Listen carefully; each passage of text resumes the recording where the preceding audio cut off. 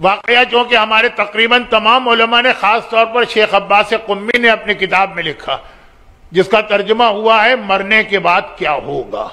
یہ کتاب کا نام ہے، اصل نام ہے منازل الاخرہ، موت کے بعد کی منزلیں. اسی میں پورا ایک چیپٹر ہے کہ روح آسانی سے کیسے نکلتی.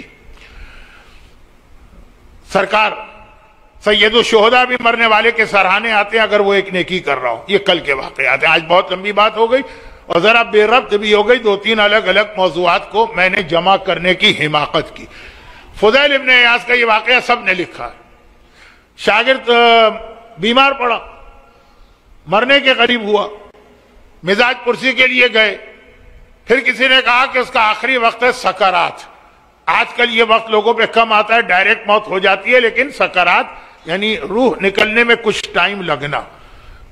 مجھے یاد ہے کہ 2-3 دفعہ باب الحوائج میں نے ڈسکس کیا وہ موت بہتر کہ یہ موت بہتر، لیکن آج تو زیادہ بہتر ہے کہ مولانا آپ ممبر سے اتر آئے. تو اس لیے میں بالکل جلدی سے اختتام پہ آ رہا ہوں.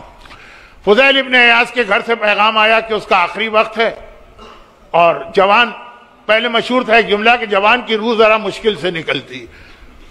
تو اس وقت قرآن، نیک لوگ قریب آئیں تو اچھا.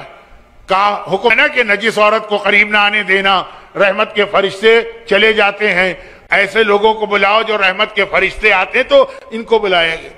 انہوں نے دیکھا کہ واقعاً آخری وقت ہے. اس سے کہا بیٹا کلمہ پڑھو. اس نے کہا مجھے نہیں پڑھنا کلمہ. انہوں نے کہا نہیں آخری وقت ہے کلمہ پڑھو. وہ غصے میں اٹھ کے بیٹھ گئے جبکہ بدن میں طاقت ہی نہیں ہے اٹھنے کی. کہا میں آپ سے کہہ رہا ہوں کہ بکواس نہ کریں، آپ بکواس کیے جا رہے ہیں، نکل جائیے میرے گھر سے. مالک مکان جب کہہ رہا ہے تو رہنا حرام ہے. نکل گئے، گھر سے باہر آئے اور گھر والوں کے رونے کی آواز آئی، یعنی فوراً موت ہو گئی.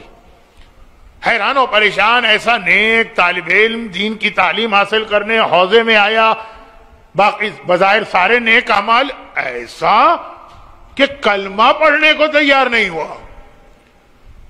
جو ہمارے ایک بدترین موت ہوتی ہے کہ فلاں کو تو مرتے وقت کلمہ نصیب نہیں ہوا. خدا سے بار بار دعا کی کہ کسی طرح پتہ چلے. شب جمعہ وہ خواب میں آیا، کیونکہ شب جمعہ روحیں آتی. انہوں نے گھبرا کے پہلا سوال کیا کہ آخر تمہاری یہ حالت کہ کلمہ نصیب نہ ہوا، اس سے بدتر اب ایمان کیسے ضائع ہوگا؟ کہا میں ویسے نماز، روزہ، نماز شب، قرآن، ساری نیکیاں، 3 گناہ تھے. اور پہلا گناہ یہ تھا میں جیلس بہت تھا. جہاں کوئی آدمی ترقی کرتا ہے اور میرے دل میں اس کے خلاف حسد پیدا ہوتا. حسد ایک گناہ نہیں ہے، حسد گناہوں کی ماں. جب حسد آئے گا تو پھر جھوٹ بھی آتا ہے، غیبت بھی آتا ہے، تہمتیں بھی آتی ہیں، واٹس ایپ گروپ بھی آتے ہیں، پتہ نہیں کیا کچھ. اور دوسرا میرا گناہ یہ تھا کہ مجھے بہت اچھا لگتا تھا جو آج کل واٹس ایپ کا کام ہے، 2 مومنوں کو لڑانا، ان کی بات ادھر ان کی بات ادھر. اور تیسرا یہ تھا کہ میں بیماری کے عالم میں بہت تکلیف تھی تو میں نے شراب پی لی، صرف اور صرف پین کلر کے طور پہ. کہ یہ 3 گناہ ہے کہ ایمان چلا جاتا.